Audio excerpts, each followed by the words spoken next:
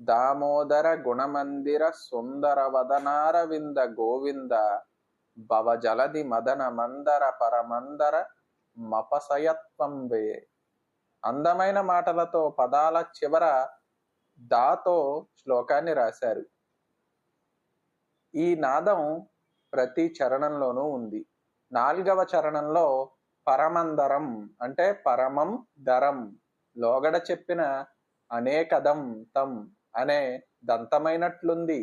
దామోదర గోవింద గుణమందిర సుందర వదనారవింద అనే పదాలు స్వామిని సంబోధిస్తున్నాయి. ఇందు దామోదర గోవింద పదాలు ప్రసిద్ధం. మహావిష్ణువును 12 నామాలతో కీర్తిస్తారు. పరమేశ్వరుణ్ణి 8 నామాలతో కీర్తిస్తారు. అవి భవ, శర్వ, ఈశాన, పశుపతి, ఉగ్ర, రుద్ర, భీమ. మనం సహస్రనామార్చన చేసిన త్రిశతి అంటే 300 గాని, అష్టోత్తర శతం గాని అంటే 108 చేసిన ఈ చివర 12 నామాలతో విష్ణువును కీర్తిస్తాం. అట్లాగే ఈశ్వరుణ్ణి 8 నామాలతో, అష్టోత్తరం చేయలేకపోతే కనీసం 12 నామాలైనా ఉచ్చరించాలి. వినాయకునకు 16 నామాలు. నుదిటిపై ధరించేదాన్ని నామం అని పేరు కదా. ఈ మాట ఎట్లా వచ్చింది? వైష్ణవులు, శైవులు, స్మార్తులు, మాధ్వులు తమ తమ సాంప్రదాయానుగుణంగా నామం ధరిస్తారు. విభూతియో, గోపీచందనమో ఏదో ఒక నామాన్ని ధరిస్తారు. నుదిటిపైనే గాక గుండెపై, కడుపుపై, భుజాలపై, మణికట్టుపై కూడా ధరిస్తారు. సాంప్రదాయాన్ని తప్పక పాటించేవారు అన్ని చోట్ల ధరిస్తారు. 12 విష్ణునామాలను ఉచ్చరిస్తూ 12 చోట్ల ఈ నామాలు ధరిస్తారు. తిరుమణిని అంటే నామాన్ని ధరించేటప్పుడు భగవానుని నామాలను ఉచ్చరిస్తారు. వీటిని 12 నామాలు పెట్టుకోవడం అంటారు. అనగా భగవానుని 12 నామాలకు 12 నామాలన్నమాట. 12 నామాలను ఆచమానంలో అంటే సంధ్యావందనంలో ఉచ్చరిస్తారు. ఉచ్చరించేటప్పుడు నోరు, కన్నులు, ముక్కు, చెవులు, భుజాలు, హృదయం, తలను స్పృశిస్తారు. అవి కేశవ, నారాయణ, మాధవ, గోవింద, విష్ణు, మధుసూదన, త్రివిక్రమ, వామన, శ్రీధర, హృషికేశ, పద్మనాభ, దామోదర. చిత్రం ఏమిటంటే ఇందు అవతార పురుషులైన రామకృష్ణ పదాలు లేకపోవడం. అసలు కేశవ, గోవింద, దామోదర పదాలు కృష్ణుని పదాలే. కేశి అనే రాక్షసుడు చంపాడు గనక కేశవుడు, గోవులను రక్షించాడు గనుక గోవిందుడు. దామోదర ఉదరంపై త్రాటిచే కట్టబడినవాడు దామోదరుడు. దామమనుగా త్రాడు. నువ్వు వెన్నను దొంగిలిస్తున్నావు, నిన్ను త్రాటితో కడతానని యశోద కృష్ణుణ్ణి బెదిరించి కట్టింది. ఆమె ఎంత పొడుగు త్రాడు కట్టినా ఇతని కడుపు కట్టబడలేదు. అలసి సొలసి ఉన్న తల్లిని చూసి జాలితో ఆమె తృప్తి కోసం కట్టబడ్డాడు. ఈ ఘట్టాన్ని ఆల్వార్లు భక్త్యావేశంతో కీర్తించారు.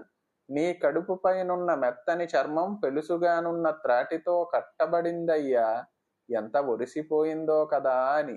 స్వామి భక్తపరాధీనుడు గదా, అయితే నేను కట్టగలనని అహంకరించే వారిచే కట్టబడతాడా? నా అంతట నేను లొంగి నీ మీద దయ చూపించినప్పుడు అప్పుడు నీవు కట్టగలవంటాడు.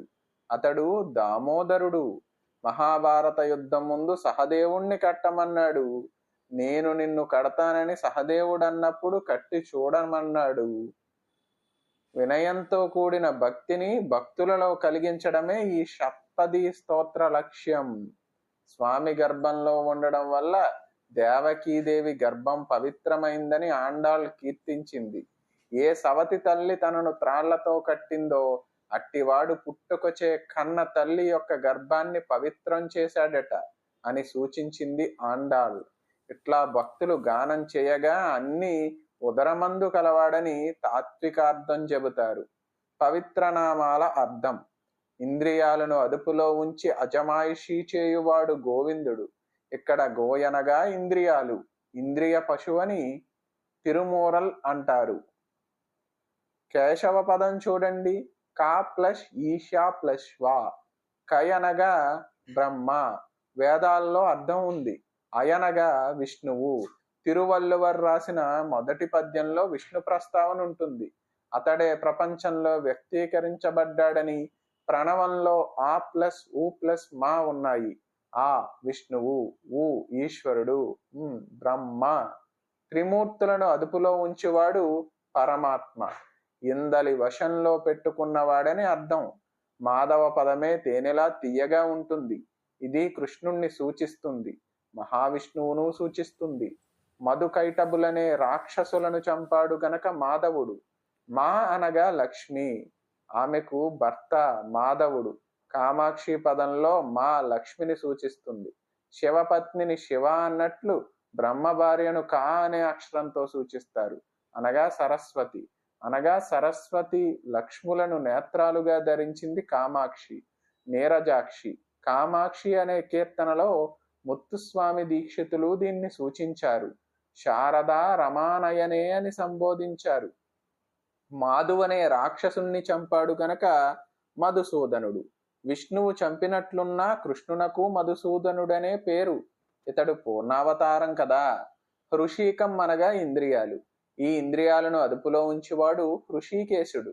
గీతలో కృష్ణుణ్ణి ఈ పదంతో వ్యవహరిస్తారు.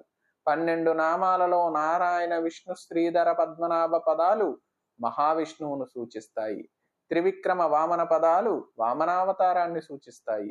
మిగిలిన కేశవ మాధవ గోవింద మధుసూదన హృషికేశ దామోదర పదాలు కృష్ణనామాలుగా చలామణిలో ఉన్నాయి. రామావతారాన్ని నృసింహావతారాన్ని సూచించే పదాలు మాత్రం లేవు.